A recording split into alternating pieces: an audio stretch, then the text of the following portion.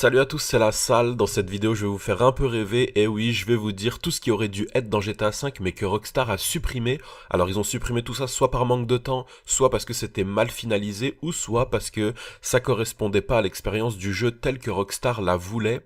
Et on commence tout de suite avec le gameplay. Alors, il y aurait une compétence pour la mécanique, probablement fusionnée avec celle de la conduite. Donc, il y aurait dû avoir une nouvelle compétence, apparemment qui était pour la mécanique. Alors, je sais pas trop comment ça aurait pu se passer, mais ça aurait quand même fait une compétence de plus.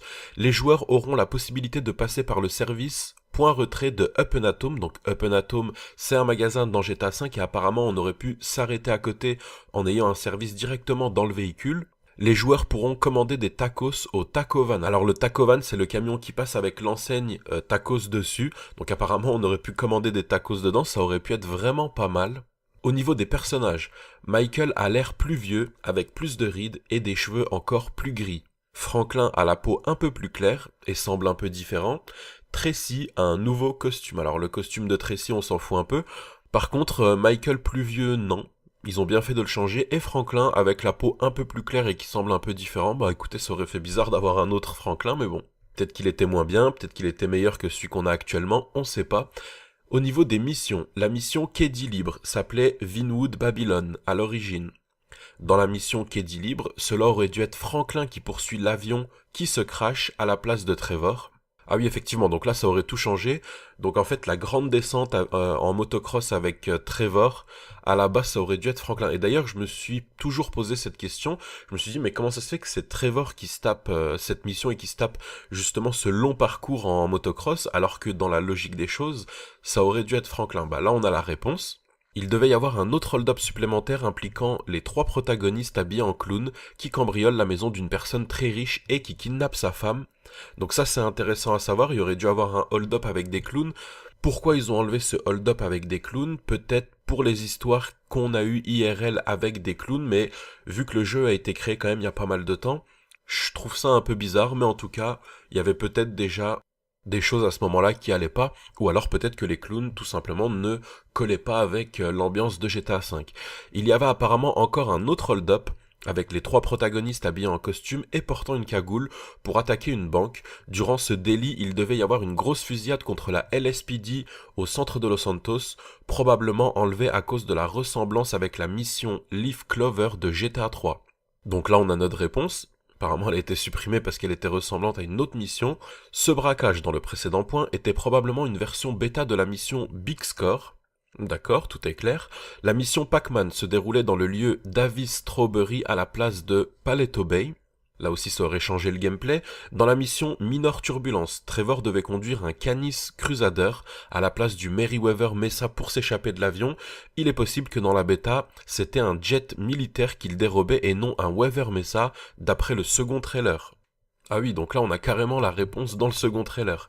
Une mission impliquant Michael de Santa qui vole un avion pour Solomon a été retirée. Merci Rockstar. Michael utilisait à l'origine un pistolet classique durant la mission Three's Company. Three's Company devait s'appeler The Extraction. Bon après quand ça change au niveau des noms, perso, je trouve pas ça très grave. Après tout c'est qu'une appellation. Une mission impliquant l'utilisation d'un élévateur a été retirée. Ah tiens, dommage. Une mission contenant une apparition de Brucey Kibbutz a été retirée. D'ailleurs, il avait été complètement modélisé et sa voix apparaît dans GTA Online. Au niveau des missions secondaires et des activités, les missions vigilantes ont été enlevées, le trafic de drogue a été enlevé, le proxénétisme a été enlevé, donc vous auriez pu être un Mac et posséder des prostituées, les mini-jeux comme le basketball, le hockey sur air, la piscine, l'haltérophilie et le vol ont été retirés. Donc voilà, donc c'est tout simplement ce qu'on disait à propos des mini-jeux.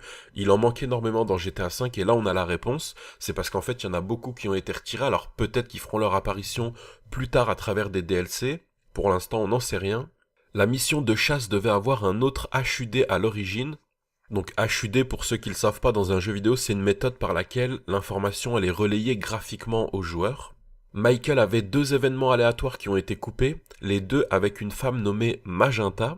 Franklin avait deux séries d'événements aléatoires en plus, deux avec un gars qui s'appelle Dale et 5 pour un combat entre deux voisins. Ça aussi, ça aurait pu être pas mal.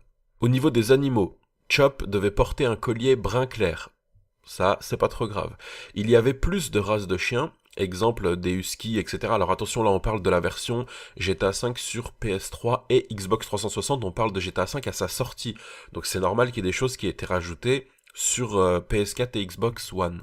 Il y avait des chevaux dans le jeu, retirés pour des raisons inconnues, les fichiers auraient été similaires à ceux de Red Dead Redemption. Donc on verra peut-être des chevaux apparaître à l'avenir dans GTA 5, s'ils ont été retirés, peut-être qu'ils vont être remis. Au niveau des armes, le Glock a été retiré pour des raisons inconnues. On peut voir les agents du LSPD avec des Glock entièrement modélisés dans leurs étuis. L'extincteur a été retiré, la clé à molette a été retirée, certaines armes avaient une teinte verte par défaut. Certaines armes avaient des modèles plus réalistes en bois moulé, certainement retirés pour des raisons de copyright. Le M9 avait une couleur plus foncée, les viseurs laser ont été retirés, la pelle a été retirée et un fusil d'assaut sniper a été retiré, retour possible dans un futur DLC. Donc au niveau des armes, ça fait quand même beaucoup de choses qui ont été retirées. Espérons juste que Rockstar nous les mette plus tard à travers des DLC et qu'ils les aient pas retirés définitivement. Au niveau des véhicules, l'avion Skimmer a été retiré. L'hélicoptère d'Attack Hunter a été retiré, il était disponible à l'achat chez Warstock. Donc ça, on l'avait vu dans une vidéo il y a très longtemps que chez Warstock, il y avait des véhicules mais qu'on pouvait pas acheter. D'ailleurs, l'hélicoptère Hunter, il fait de nouveau son apparition malgré qu'il ait été retiré dans les braquages.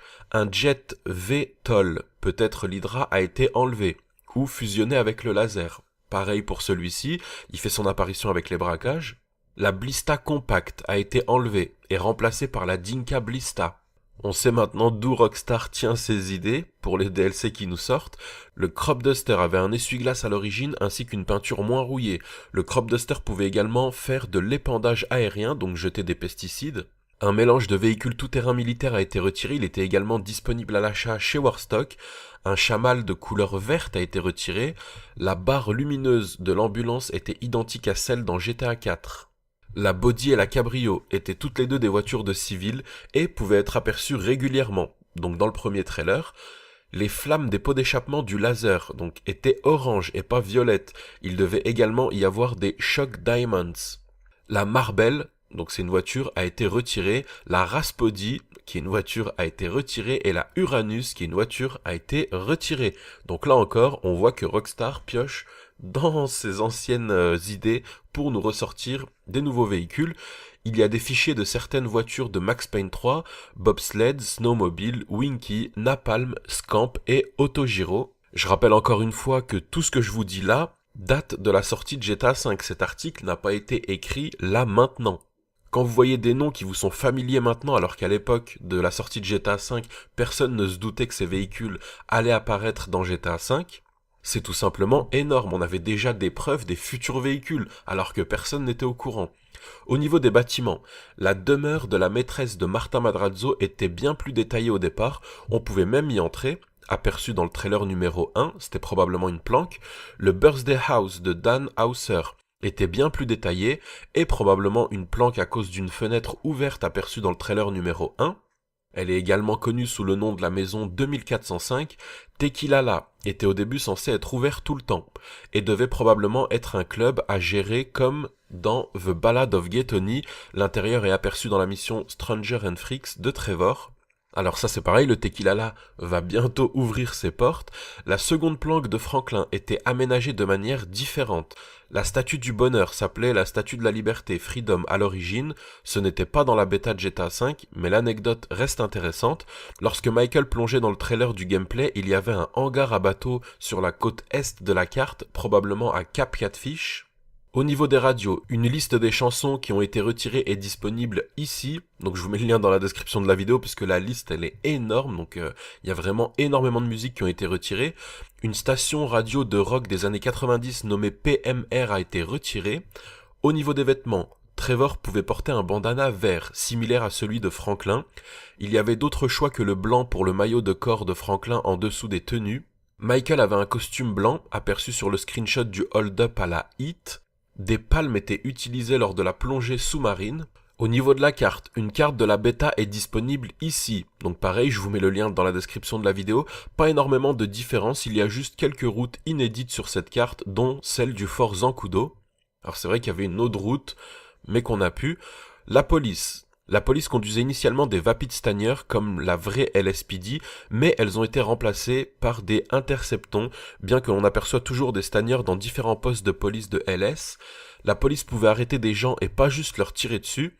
Les Stanier de la police ont été modélisés plus comme celles de GTA 4, pas mal de changements au niveau des uniformes, le personnel de sécurité de la prison avait des uniformes différents, et au départ les policiers utilisaient des pistolets paralysants et des matraques comme méthode d'arrestation non létale pour le joueur.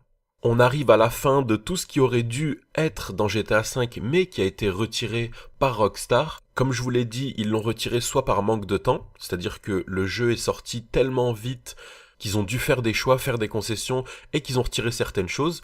Il y a aussi un manque de finalisation, c'est-à-dire qu'il y a des choses qui n'ont pas été finalisées, alors peut-être par manque de temps aussi, donc ils ont dû les retirer.